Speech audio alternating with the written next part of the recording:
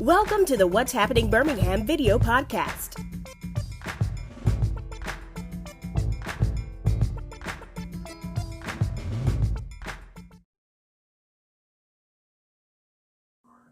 Hello everyone, this is Jefferson with What's Happening Birmingham. Today I have the honor and pleasure of being with Judge Everett Wess. How you doing, sir? Great, thank you for coming on the podcast this evening, Judge. All right, welcome to my courtroom. Yes. We're actually in Midfield. That is correct. This evening. Had the opportunity to hear the judge, hear a couple of cases, and it was quite interesting. And, like I'm telling everybody, my legal livelihood is not at hand, so I'm actually here interviewing him about the race coming up. He is a candidate for Jefferson County Circuit Court Place 3 on the March 3rd, 2020 ballot. So, Judge, thanks for coming in again. Let's just start off with the first question is just tell people about yourself and why you running for this position. All right, my name is Everett Wess, and I am running for Circuit Judge Place 3. This is in the criminal division of Jefferson County. This is a trial court, and it's the highest court that we have in the county before the cases are taken to the appellate level. Now, I am running for Circuit Court Judge because I care about people and I wanted to make a difference. I worked in information technology for 17 years prior to becoming a lawyer. I worked for NASA in Huntsville. I have a computer science, mathematics degree, and I moved to Birmingham. And while working to work for Bell South, and while working during the day, I went to law school at night. Wow. And I had a heart for really serving the community. So I went back to law school, finished law school, and went to our courts and saw a lot of judges at that time in 2000 who did not look like you and I, Jarvis. But most of the defendants looked like you and I. And I wanted to make a difference. I wanted to serve the community and see what I could do to help curb the incarceration rate, especially on some of these nonviolent offenses. And so I think I have that same heart in wanting to become your next circuit court judge. I want to get in there and make sure that there's fairness, have someone who understands the plight of poor people, because I was certainly poor growing up, and just make sure that everybody has a fair opportunity to be heard on both sides, and then make good rulings and use discretion where I'm able to use discretion within the law. Let's go to your experience. How do you feel like your experience has prepared you for this position coming up?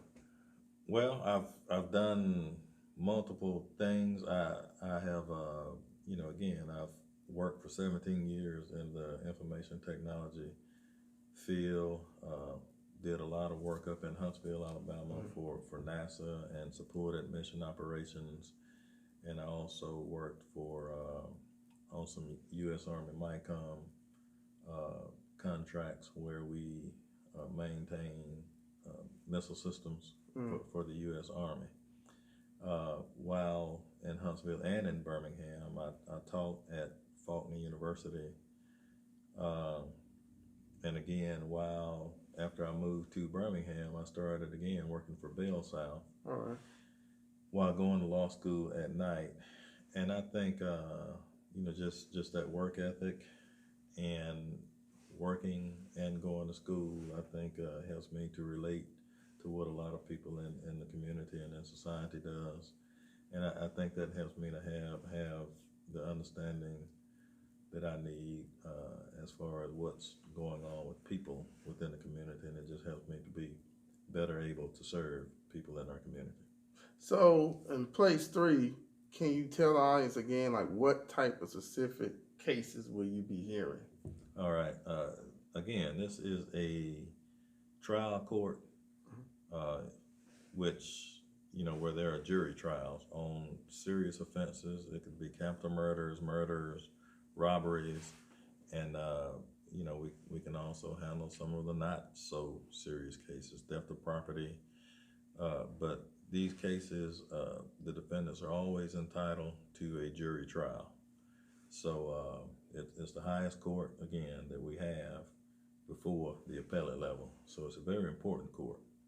And as I stated earlier, it handles some of the most serious cases, such as capital murder, and it's a matter of life and death for a lot of individuals. And you want to make sure that you have someone who knows what they're doing, and make sure that the court or the judge is being fair to both sides in those types of cases.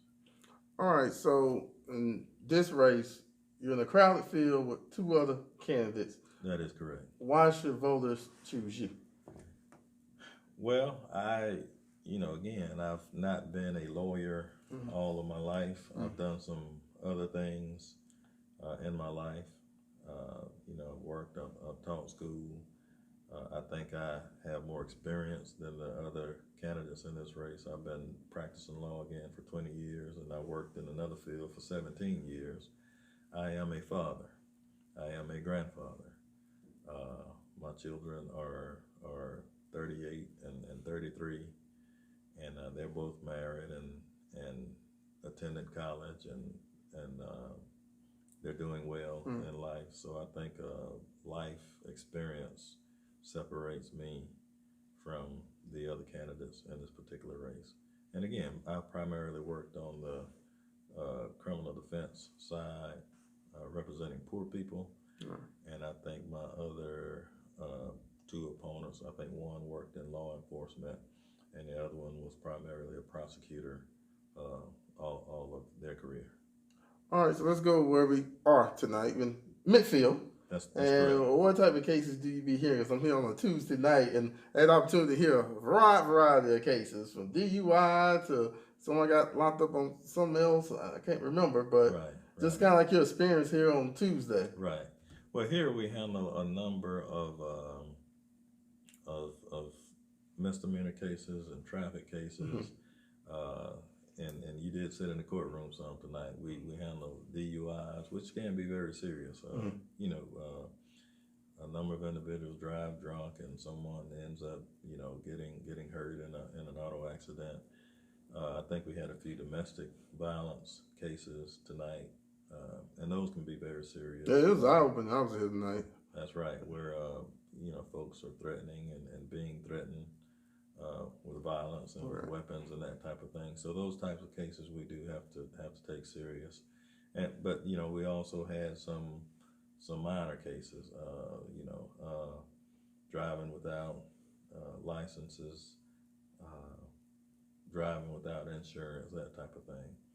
And I think, as you've heard, we try to help people to get their driver's licenses and try to help people to get insurance on their vehicles. Then they don't have this revolving door of coming in and through this course. So I try to guide them into the places that they need to go in order to get their driver's licenses and to get insurance, and try to give them time to do that.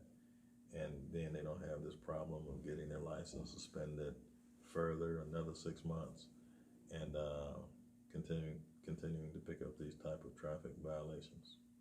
All right, so going back, when voters go to the polls, what qualities and what qualifications, I know you kind of spoke earlier, should voters look for when they go in that booth and they see those three names? Right.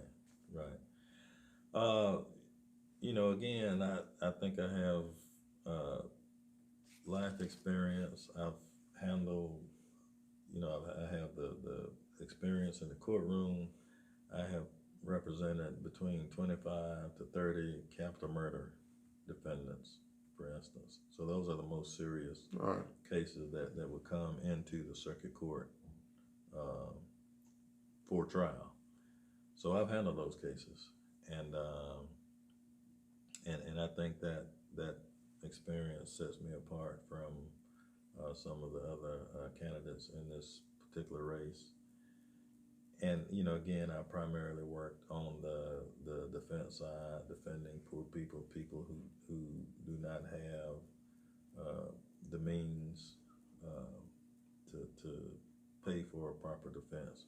But I've defended them just like I would, anyone, and made sure they had adequate representation pursuant to our Constitution of the United States and Alabama. Okay. Yes, sir. So the reason I was looking, because I can't wait to ask you this next question, because I was in your courtroom tonight. Yes, sir. What should people know when they enter your courtroom?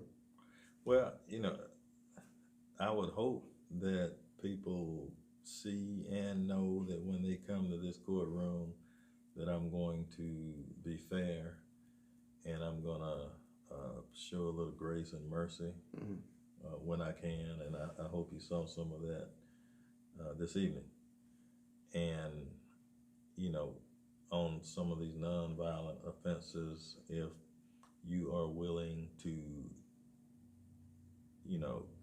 go through the hoops and help yourself, I'm willing to allow you to do that, and try to help rectify situations so that you don't continue to be a revolving door again, coming in and out of this courtroom.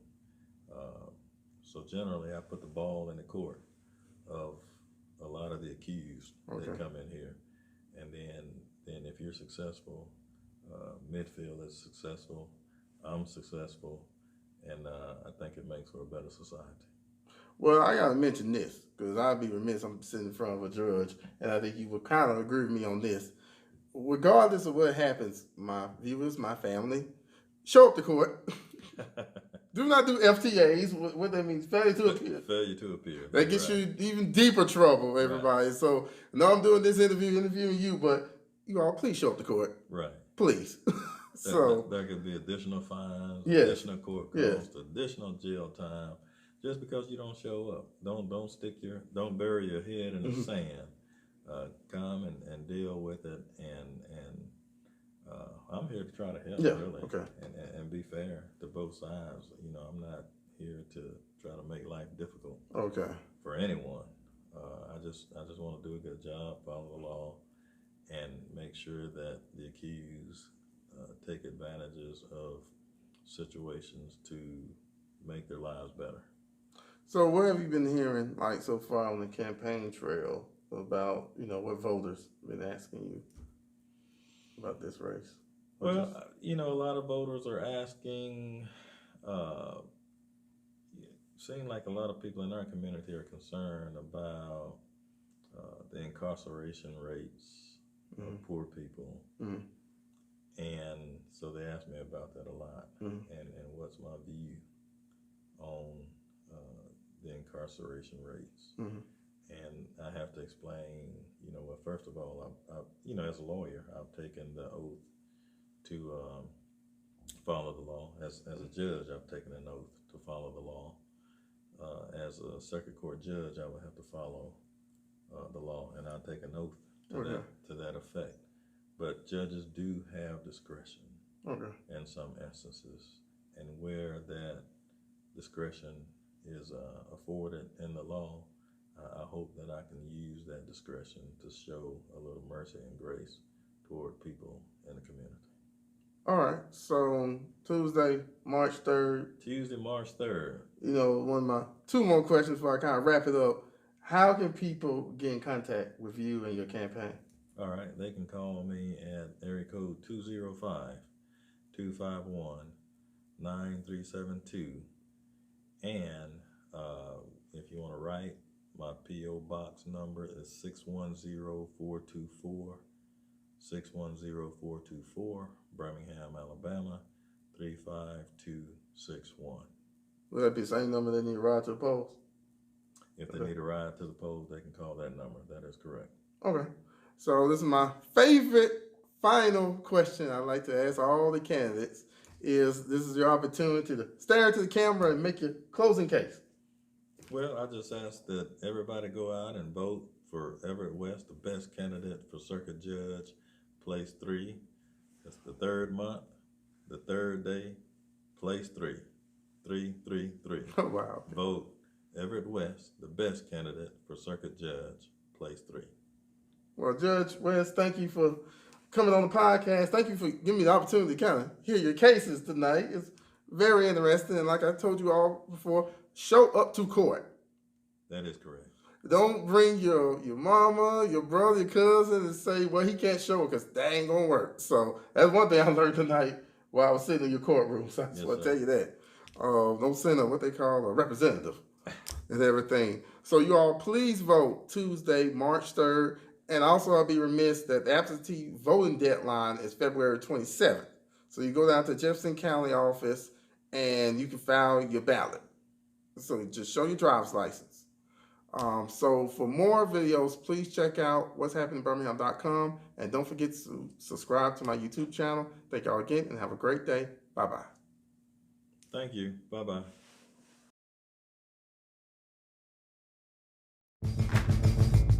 Thank you for watching the What's Happening Birmingham video podcast. Please check out our website, app, or subscribe to our YouTube channel for the latest videos today.